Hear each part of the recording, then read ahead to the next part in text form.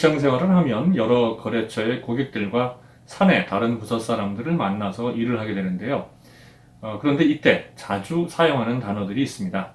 이 단어들을 헷갈리거나 착각해서 의미가 전혀 다른 단어를 사용하는 경우를 자주 봅니다.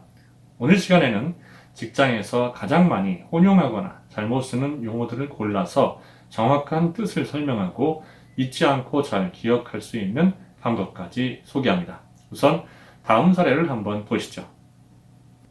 새로 부임하는 로버트 씨의 직책은 전무다. 이번에 승진하면 나의 직위는 본부장이 된다. 이번 보고서는 내일까지 결제해야 합니다. 2021년 회계 연도를 위한 각 부서 예산안을 제출하세요. 자네 능력 좀 개발해야겠어. 트럼프는 대통령으로서 수준 미달이야. 경찰은 이 병원에 대해 특이할 만한 부분이 없다고 판단했다. 자, 어디가 틀렸는지 알아보시겠습니까? 이제 하나씩 단어들을 살펴보도록 하죠.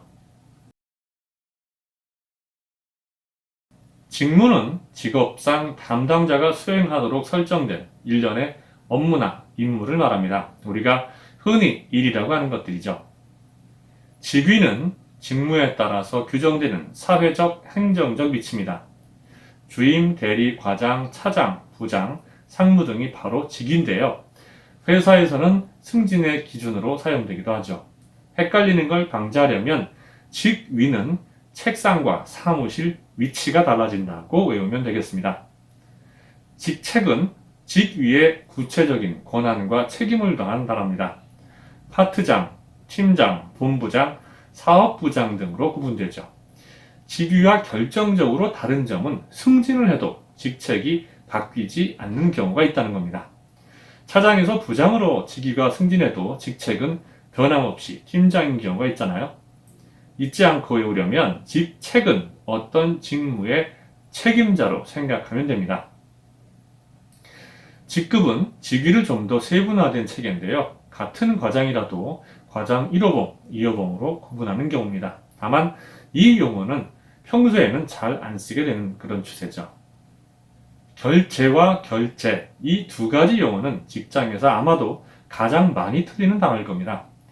과장님, 오늘까지 기획안 결제해 주세요 라고 쓰면 과장님은 내색은 안 하지만 아마도 하하, 이 친구 아직까지 이런 걸 틀리나 라고 한심하게 생각할 수도 있습니다.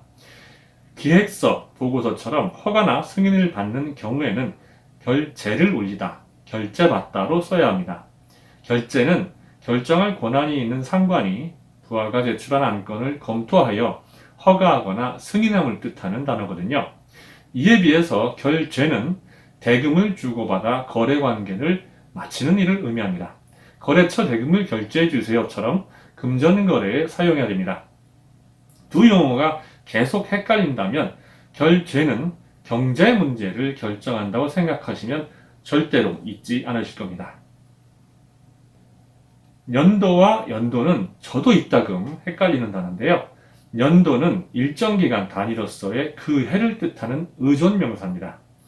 의존명사이기 때문에 앞의 말과 결합된 형태로만 사용 가능합니다. 2000년도 출생자, 2021년도 예산안처럼 써야 합니다. 연도는 사무나 회계 결산 따위의 처리를 위해서 편의상 구분한 1년 동안의 기간을 뜻하는 명사로 독립명사입니다. 그래서 앞말과 띄어쓰기를 해야 합니다. 회계 연도, 설립 연도, 제작 연도처럼 말이죠. 하늘에 연을 띄우듯이 연도는 반드시 띄었어야 한다는 거 잊지 마십시오. 개발과 개발도 참 많이 틀리는 단어인데 요새는 하도 많이 쓰니까 틀리는 경우가 좀 줄어든 것 같습니다. 간단하게 구분하면 개발은 슬기나 재능, 사상 같은 사람의 지적 능력 혹은 소질을 일깨워주는 것을 뜻합니다. 이에 비해 개발은 눈에 보이는 유형의 것, 예를 들어 땅이나 자원 등을 개간하거나 캐서 유용하게 만들거나 경제에 도움이 되도록 발전시키는 것을 의미합니다. 그러니 자기 개발, 국토 개발처럼 써야 합니다. 로서와 로서도 자주 틀리는 경우를 많이 보는 조사인데요. 이미 이 단어들은 중학교 국어 시간에 배웠습니다. 로서는 자격격 조사, 또 로서는 기구격 조사라고 말하죠. 명칭에서도 알 수 있듯이 로서는 사람 뒤에 써서 자격이나 신분을 나타냅니다. 로서는 수단이나 도구 등을 나타내죠. 특이하다와 특기하다 이 두 개의 단어는 자주 쓰지는 않지만 역시 많이 틀리는데요. 특이하다는 특별히 다르다, 또 보통에 비해 도드라지다라는 뜻의 형용사입니다. 사용 시에도 특이하다라고 쓰는 것이 맞고요. 특기하다는 특별한 일로 여겨서 기록하다, 특별히 쓴다는 뜻의 동사입니다. 특기할 만하다는 보통 사물이나 상황과 달라서 언급할 가치가 있다는 뜻이고요. 특이해서 특기할 필요가 있다고 쓰면 맞는 용례가 되겠습니다. RFP라는 단어는 틀리기 쉬운 단어라기보다는 좀 생소할 수 있는 단어라서 한번 골라봤습니다. 저도 이 단어를 그냥 제안 요청서로만 알고 있다가 어떤 거래처에서 RFP라고 하는 바람에 무슨 말인지 알아듣지 못한 경우가 있었거든요. RFP는 Request for Proposal의 약자입니다. 공기업 입찰이나 회사에서 경쟁 입찰을 알릴 때 발주처에서 입찰권에 대해서 요청하는 제안 범위와 구체적인 사안을 적은 제안 요청서라고 생각하시면 됩니다. 입찰에 참가하고자 하는 회사는 당연히 이 RFP를 꼼꼼하게 읽고 제대로 이해해야만 좋은 결과를 얻을 수 있죠. 이제 어디 가서 혹시 RFP라는 소리를 들으면 이건 제안 요청서구나 라고 이해하시면 됩니다. 자, 지금까지 직장에서 자주 접하지만 헷갈리기 쉽거나 또 틀리기 쉬운 단어들을 알아보고 기억하는 방법을 알려드렸습니다. 어디에서든 기본에 충실해야 생활하기 편한 법이죠. 끝으로 처음 냈던 문제들의 정답을 알려드릴 테니 확인하시기 바랍니다. 저는 여기까지 하죠. 새로 부임하는 로버트 C의 직위는 전무다. 이번에 승진하면 나의 직책은 본부장이 된다.